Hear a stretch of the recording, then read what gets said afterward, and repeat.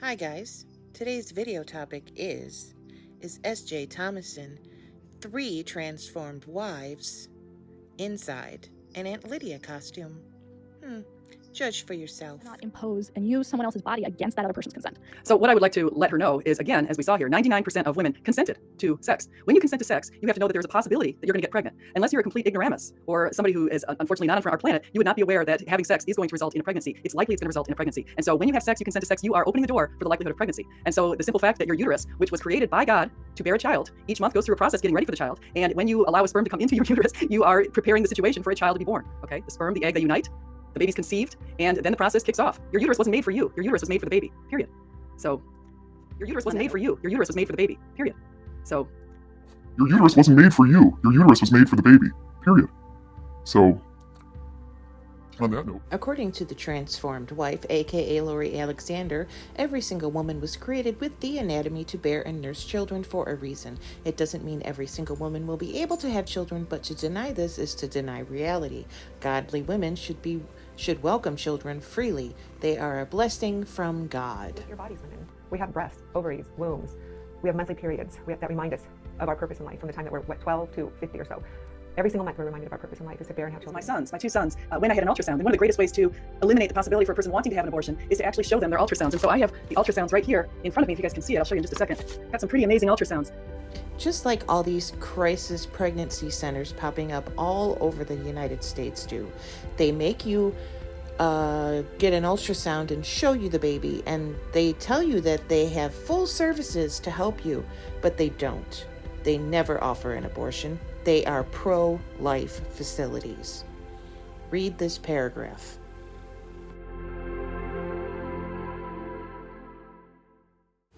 This article is from the Seattle Times.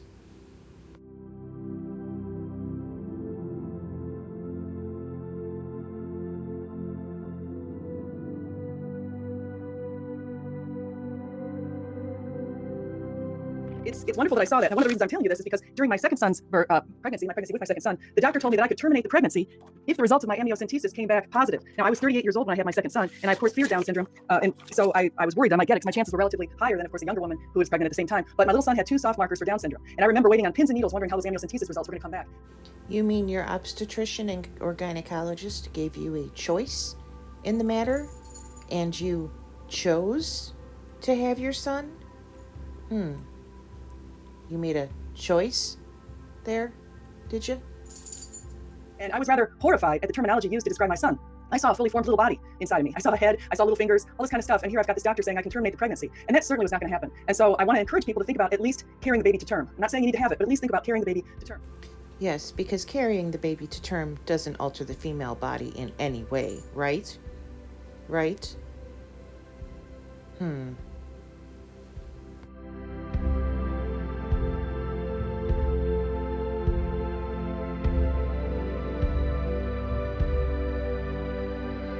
Here's some statistics. Since 1973, when Roe versus Wade was passed, 59,902,500 abortions were performed in the United States. The trend is that has been going down, as you noticed here, which is good. Now, according to Guttmacher Institute, 34% of these abortions are white people, 37% are black, 22% are Hispanic, and 8% are others. What's really sad about this is there's a very high proportion of abortions done by people who are minorities, and we're also seeing a pretty high proportion of abortions by poor people. And so I looked at some of the reasons behind some of this, and a lot of it is because of a lack of contraception.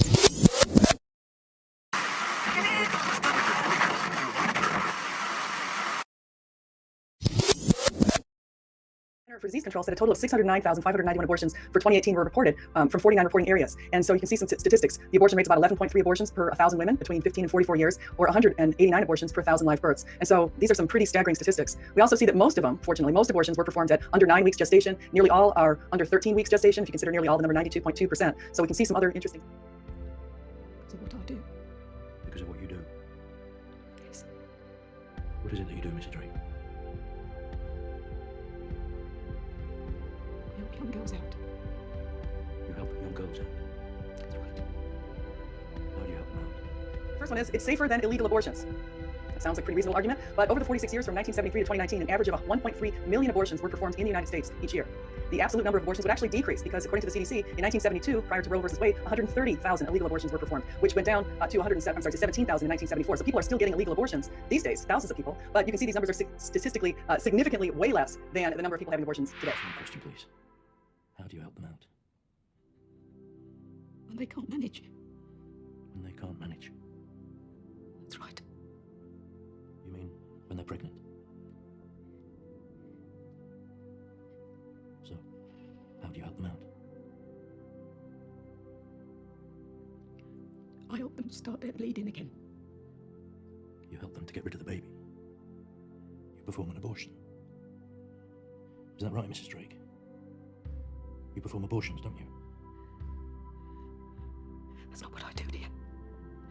That's what you call it, but they need help. Who else are they going to turn to? They got no one. So here's some images of what babies look like. If people say babies aren't fully human until one gives birth, I've actually heard people say that, and I think that's ludicrous. Look at these pictures. You can see as little as 4 weeks that we've got formation here, and as little as 8, and definitely up to 12, we can see a baby, a fully arms and legs and everything right there at 12 weeks. And right around that same time, the heart started beating, everything's going. So I would say that human life begins at conception, and this growth is from 4 to 40 weeks right here.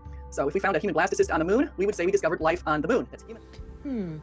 What does a transformed wife, Lydia Alexander, have to say about this? Yeah, I thought so.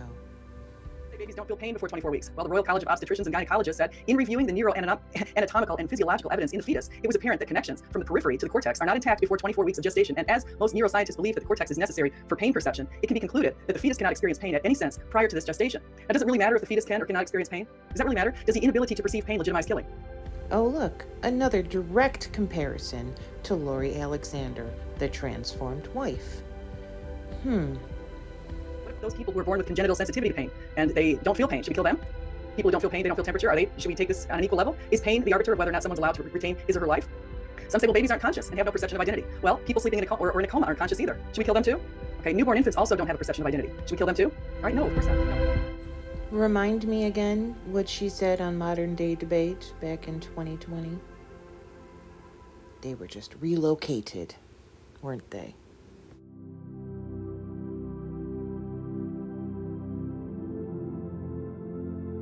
Some say, well, rape and incest victims don't consent, but we should not legislate a rule based on the 1% exception. 99% consented to the potential to have a baby, okay? So consider the case Ben Shapiro notes of the person who plays baseball outside of his house.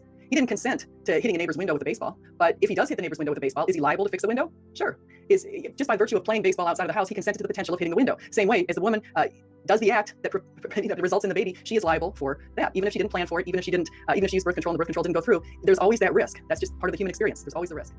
Consent to sex is not consent to pregnancy, Aunt Lydia. Back in the day, they sent all unwed mothers to the workhouse or the laundry run by nuns. Is that what you want to happen again? Do you want to go back to the good old days of sending people away that had children out of wedlock? Because this is what happens. The unwed mothers had their babies, the babies were taken from them, and then they were put to work for repentance for a very long time. Here, watch the trailer of the movie. Don't let them take my baby! My baby! I want my baby! It's a grievous sin you have committed. No, please, please stop. Get dressed. Hurry up. Where's Margaret going? Please don't leave me here! The philosophy here at Magdalene is a very simple one. Here you may redeem yourself working beyond human endurance to remove the stains of the sins you have committed. In God's name, if we don't deserve this. You must remember that you'll be out of here one day. When? Next week? Next month? Next century? I think I can safely say it could be quite some time. That is enough! Disobedience will not be tolerated. Sisters only want the work done. They don't give a damn about you. We have to go. We have to go now. We don't want to die in here. The Magdalene sisters. Now, back when I was doing my Into the Alphabet series, I did M for the Magdalene laundries. So check out that video. It's on my Into the Alphabet series list. It's pretty telling about what these girls had to go through. Now just listen to what Lydia Alexander says and compare it to what Stephanie Thomason says about abortion and reproductive rights.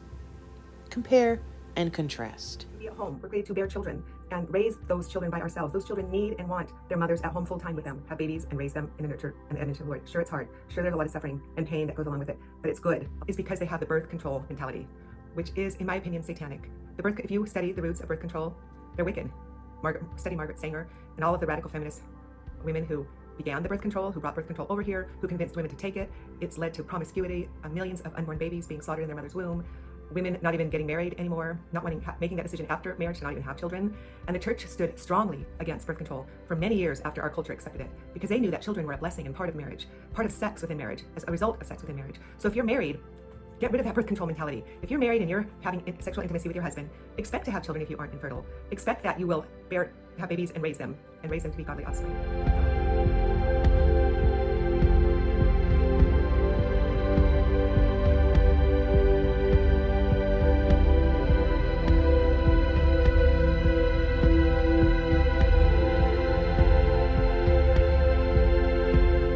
Control, over 60 million babies have been aborted. Over 1 million a year are being aborted because children aren't, women use birth control pills and they're not 100% effective, and so they get pregnant. Oh, it's an inconvenience. And I wasn't ready to have a baby, so they abort the baby. The women's become the most unsafe place for babies to be. And then we have the women saying, well, I need it for this and that, and well, there's... Sorry to interrupt. I'm going to let you finish. But PCOS, polycystic ovary syndrome, the sufferers require to take the birth control pill to regulate their cycle. I know this because my daughter has this. So you can take your, they need it for this or that, and blah, blah, blah, and shove it up your, If having another baby is harmful to your health, I think it would be a lot safer to have your tubes tied, because all forms of the birth control pill can cause abortions. A friend of mine was in midwifery school, and a leftist, very liberal, pro-choice professor told her this was a fact. Read the inserts on birth control pills. No matter what amount of birth control pills that you take, they can all cause abortions. And so this professor told the upcoming midwives that they must tell their pro-life customers that the birth control absolutely can cause abortions. If people can get pregnant on the birth control pill, it means that an embryo can implant into the womb, and then the birth control pill makes sheds the lining of the womb, which causes an abortion. So women, there's no reason that we should be on a birth control pill. If it's health problems, get to the root of it. Birth control pills don't heal; they just mask the symptoms and cause a lot of side effects, including infertility. So get to the root of your problems. Try natural means. Research your problem and find out people who are cured naturally. The body is an amazing creation by our God and Savior. Do hormonal birth control pills cause abortion? Let's talk about it. The primary mechanism of action of a hormonal birth control pill is to prevent ovulation. Abortion, by definition, requires a pregnancy. It is the ending of a pregnancy. Pregnancies are diagnosed with HCG, a hormone that is produced at the onset of implantation of an embryo into the uterine lining. If you aren't pregnant, you can't have an abortion. Some people say this because the lining of the uterus is thinner when you're on a birth control pill, and the theory is that if conception were to occur, there would be a lower likelihood of that embryo implanting into the uterus. However, because the primary mechanism of action of a birth control pill prevents conception to begin with, you are far more likely to have a fertilized embryo that never implants if you're not on a birth control pill than if you are. All of this really comes down to your goal. If you'd rather not be on hormonal birth control, that is totally fine. But it is completely inaccurate to say that hormonal birth control causes abortion. Now back to more SJ. Keep comparing her to Lori Alexander. Go ahead. Some people say, well, not enough people will adopt kids. Baloney. Guess what? According to AmericanAdoptions.com, sources have found that there are about 2 million couples currently waiting to adopt children in the United States, which is 36 families for every one child put up for adoption. Here's a quote from Business Library. In the U.S., there are approximately 2 million infertile couples waiting to adopt, many times regardless of the child's medical problems, such as Down syndrome, spina bifida, HIV infection, or terminally ill. And what is your proposition to do about this? Force the females to gestate, to give their baby away to somebody who can't have their own? Like Aunt Lydia? We're not asking you to keep the babies if you're unable to do that. We see that lots of people have poverty issues and those sorts of things who do have abortions. But you can note that through these adoption attorneys, a lot of times parents will help you. They'll help you out financially. They'll take care of all of the costs of the pregnancy and those sorts of things if you can just hold out. Okay, Stephanie, why don't you get your microphone and go tell all the pregnant women who can't afford or wanted an abortion and didn't get one to just stay pregnant and give their baby to somebody who can afford it. Never mind the excruciating endeavor pregnancy has on a female body. Never mind that. The permanent changes it causes and the trials and tribulations of childbirth and the maternal death rate in the United States, which is one of the worst in developed countries. Never mind that. Just go through it and give your baby away. Right? Right? Aunt Lydia, right? In 1972, 130,000 illegal abortions were performed prior to Roe v. Wade. Okay. Just look at the new Texas abortion ban and what it is doing for the potential of Roe v. Wade to become overturned in the United States. Even after Ireland and Mexico just made abortion legal, the United States is looking to turn over Roe v. Wade. Why? Christian fundamentalism. That's why. And one of the things that we know, even from the Declaration of Human Rights of the United Nations, is that all humans are of value, okay? We don't want to just say, okay, only born humans are of value, because that would be age discrimination against the young. Age discrimination against the young? Do you even hear yourself sometimes? They're not born yet. They're not actually a person yet. Yet you are completely disregarding the owner of the uterus. You don't care about the person who has to gestate. You just care about the fetus who becomes a baby when it's born. That's all you care about. You don't care about the woman or person with the uterus. I don't consider bodily autonomy a good argument because I think that the uterus, as I kind of mentioned and alluded to before, the uterus inside your body is something that God gave us in preparation for another human. That's what that body part is to be used for. Each month it cycles to prepare for a little human to come in there. Okay, and so the bodily autonomy to me is not that I can just go kill a baby purely because of inconvenience. Okay, and I'm not speaking about the cases, the tiny percent of people who are raped and who have had incest. I'm not speaking about those cases. I'm actually developing my opinions along all of those kind of things. But I think people can make an argument for abortions more towards the 1%. But for the 99% and for the vast majority of abortions that are done out of convenience, those are the cases that I question. And so I think the ideal situation for a woman is if you find yourself pregnant and you don't want pregnancy and you contact, rather than having an abortion, why not contact an adoption agency? Why not look at the American Adoption Agency, for example? There are people who will take your baby even if the baby has certain diseases or different other kinds of things. There are many people out there, very loving families, just waiting to take the baby. And I think that's the best option. And so carry the baby to term. The expenses can be covered. Work with an adoption attorney. The adoption attorney you would not have to pay any bills with the adoption attorney. The adopting parents would be paying those bills. And so that's a great option if you're a young woman and you come into this situation. We would save about 1 million lives a year if people would choose to at least carry the babies. And as I mentioned before, look at all of the people waiting for adoptions. You've got 2 million people waiting for adoptions right now. Okay, so all of those babies, what if every single person chose to bring the baby to term? I think the world would be a better place.